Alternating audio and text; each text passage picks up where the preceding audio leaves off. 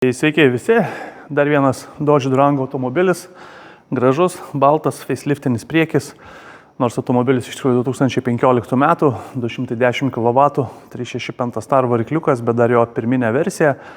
Nuo 2016 jau jis yra truputį kitoks tas varikliukas ir pats gaubtas variklio yra kitoks ir pati visa intake'o paėmimo žarna yra visai kitokia.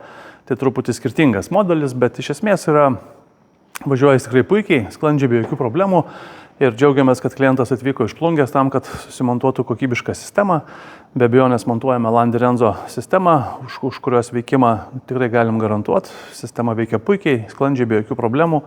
Esam jau turbūt mintinai išmokę ir atidirbę šios variklius, taip kad apie komplektaciją labai trumpai bandau papasakoti. Landi Renzo Evo OBD valdymo blokas štai šitoje vietoje.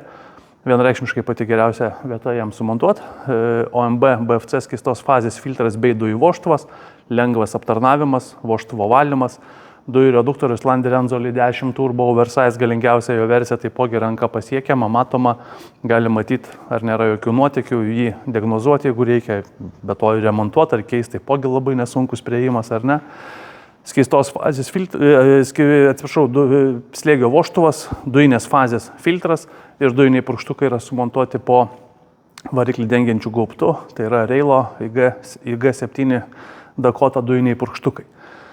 Visi mūsų Landi Renzo dujinės įrangos montavimo darbai, kai visą laiką pagal aukščiausius standartus, tai jeigu gamykliškai originaliai turime apsauginės gofras, tokias pačias arba labai panašias pamatysime ir pas mus, gamykliniai laikikliai, dujinės įrangos laidynas sugrupuotas, parinkti tinkami laidų ilgiai, visi tie ilgiai yra įvelkami į apsauginės gofras, tas gofros yra izoliuojamos, na, o kiekvienas kontaktas yra sulituojamas bei apsaugoma talitavimo vieta yra termokembrikais su klijais.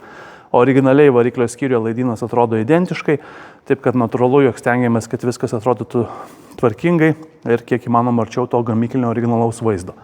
Kaip matot, variklio skyrius blizga, nuvalytas, sutvarkytas, švaresnis negu kad atvyko pas mus į dirbtuves. Yra smagu atiduoti darbą, kuris ne tik atrodo aišku gražiai, bet ir veikia nepriekaištingai. Ir ta estetinė išvaizda kartais klientui yra kur kas svarbesnė nei pats sistemos veikimas. Tai tiek apie variklio skyrių ir jos komponentus. Sumontuotus jame dujinės įrangos perjungimo mygtukas montuojamas standartinėje vietoje. Štai čia apvalus guminis apvadas, žiedukas padaro tą mygtuką labai gražiai atrodantį savo vietoje, ten, kur ir turėtų būti. Viskas dailiai ir gražiai. Pildymas prie benzino užpilimo vietos. Atsisukam kamštelį, kamštelio galima ir nedėti, kadangi ir benzino užpilimo kamštelio nėra, nerūdijančio plieno varžtai, viskas taip kaip priklauso, tvirtai, patikimai, be jokių problemų. Na ir šis baltas Dodge Durango kiek kitoks, kadangi dažniausiai Dodge Durangus yra montuojami 92 litrų dujų balionai atsarginio rato vietoje. Čia esam sumontavę 64 litrų dujų balioną, 200 tik tai aukščio, tai 20 cm aukščio, kai standarte montuojam 27 cm aukščio, tai 7 cm žemesnis dujų balionas, ko pasiekoje jisai čia iš vis nesimato, jo reikia jį pasilenkti dar galvą žemiau palenkti tam, kad tą balioną pamatyti.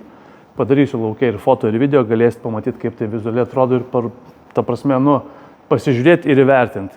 Kadangi vėlgi apačia bamperio nėra balta, o yra juoda, tai tas balionas truputėlį iškišęs, mano asmeninė nuomonė žalos nepadarytų, bet vėlgi klientui yra automobilis, klientui yra norai ir pagėdavimai, nuo mūsų darbas tuos pagėdavimus įgyvendinti. Tai kliento buvo sprendimas ir pagėdavimas ir noras toks, kaip jisai norėjo, taip ir buvo tie darbai atlikti. Tai va, tai tiek apie Landi Renzo dujinės įrangos montavimą į Dodge Durango automobilius. Taip jau sukrito gyvenime viskas, kad juos turim bene 5 iš eilės. Tai žinom kaip ir mintinai viską apie juos jau, tai jeigu ieškot kokybiškos sistemos, kokybiškų darbų, drąsiai galite kreiptis, mielai padėsim. Ačiū.